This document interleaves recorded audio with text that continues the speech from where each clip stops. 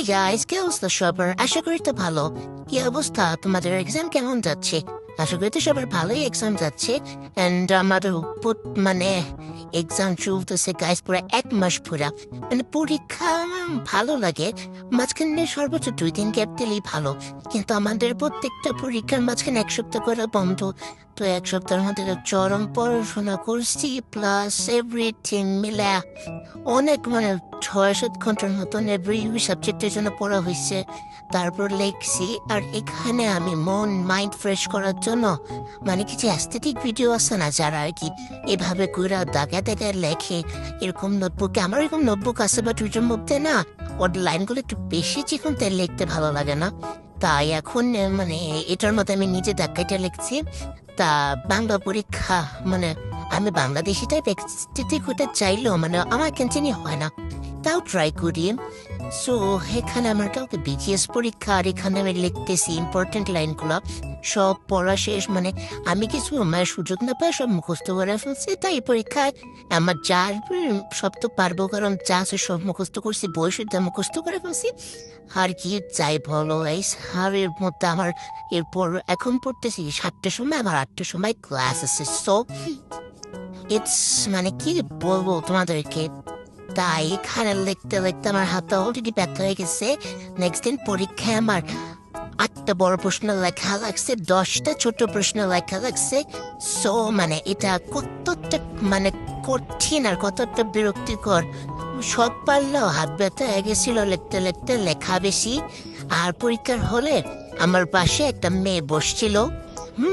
মেয়েরা আছে না, মেয়ে বসছিল। সো ওই মেয়েটা আমারে জানো কি জিজ্ঞেস করতেছে, বলতো আপু আপু 1966 সালে কি হয়েছে, আপু 1970 সালে কি হয়েছে, আপু 1954 সালে কি হয়েছে। ওদেরও বিজিএস পরীক্ষা, ধরে পরে ক্লাস 4-এ আর আমি পরে ক্লাস 5-এ। এজন্য ও আমারে জিজ্ঞেস করে আমার মাথা অর্ধেক নষ্ট করছে। তখন আর 30 মিনিট বাকি, আমার তখনও 8টা বড় প্রশ্নের মধ্যে এখনো 3টা বড় প্রশ্ন লেখা বাকি।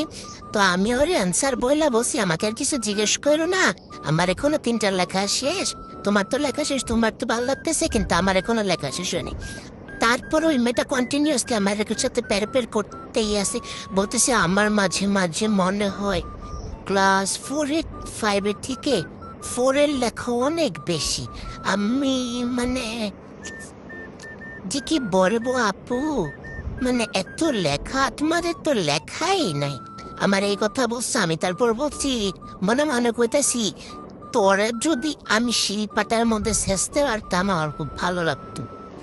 হ্যাঁ, তারপর আমি মেটেরে বসি, শোনা তোমার তো এখন খুব মনে হইতেছে যে যে ক্লাস 5-এর লেখা অনেক কম, 4-এর লেখাই বেশি, 5-এ উঠো জ্বালাটা বুঝবা, 4-এ তো আসো ভালো আসো। এরা বসে বলার পর তোমরা একটু সিনিয়র আপু, সব তো হবেই, তোমাদের তো পড়া হবেই বেশি, এসব কইছেন। তারপর আর কি বড় প্রশ্ন লেখা আসছি পরীক্ষায়, যেই না কত পামো, আশা করতেছি 100-তে 100 তো পামো। সব থেকে ভালো হয়েছে বাংলা পরীক্ষা, জাস্ট 1 মিনিট আগে খাতা জমা দিছি। আর বিজিএস পরীক্ষায় টাইম শেষ হওয়ার পর 5 মিনিট রিভিশন দিয়ে খাতা জমা দিছি, কারণ মিসের খাতা জমা নিতে দেরি হয়েছে। অ্যান্ড আপনারা তো দেখতেই পাচ্ছেন আমার রং ধরনের কোনো সীমা নেই। আমার এখন রাত বাজে কটা, 7টার সময়, রাত না এখন কি কম। দেন আমি রাত্রেবেলাও পড়ছিলাম মনে হয়। ইয়েস গাইস, আমি রাত্রেবেলাও পড়াশোনা করেছি, কিন্তু আমার ভিডিও করতে মনে নেই। আমার আরো অনেকগুলো পড়ছি। এখন তোমরা আমার পিছিয়ে একজন শয়তানকে দেখতে পাচ্ছ, যাকে আমি যার আমি এটা সম্পর্কে এক ফোঁটাও পড়ি নাই। আমি আমার সবগুলো চ্যাপ্টার দাগানো ছিল, কিন্তু এই যে এই বঙ্গবন্ধুরটা আমি এক ফোঁটাও দাগাইনি। সবগুলো আমি ওইটারে মুখ কেটে রাখছিলাম। ওইটা আমি না পড়ে গেছি, আর ওইটা থেকে কোনো কোশ্চেনও আসেনি, কারণ আমি জানি এটা থেকে কে কোশ্চেন করবে। হা হা হা। আর এরা আবার কেউ ভাইব না যে আমি বিএনপি সাপোর্ট করি, আমি আসলে আর্জেন্টিনার ফ্যান। হ্যাঁ, বিএনপি না, হ্যাঁ, এটা কিন্তু তোমাদের বুঝতে হবে। আর আমি অলওয়েজ পড়ালেখার জন্য ডুডলিং মেথডটা প্রেফার করি, মুখস্থ করার জন্য এটা আমাকে হাত ডিস্ট্র্যাক্ট রাখে, এটা আমার হেল্প করে অনেক ভালোই, খারাপ না বিষয়টা। এটা হেল্প করো অনেক। তারপর কি আমার ক্লাস শুরু হয়ে গেছে, আমি সেই ক্লাসে একটা এস্থেটিক ভিডিও করব, কিন্তু মানে আমার সাথে পোপাট হয়ে গেছে গাইজ। এরপরে স্যার আমাকে আনমিট করছে ভাই।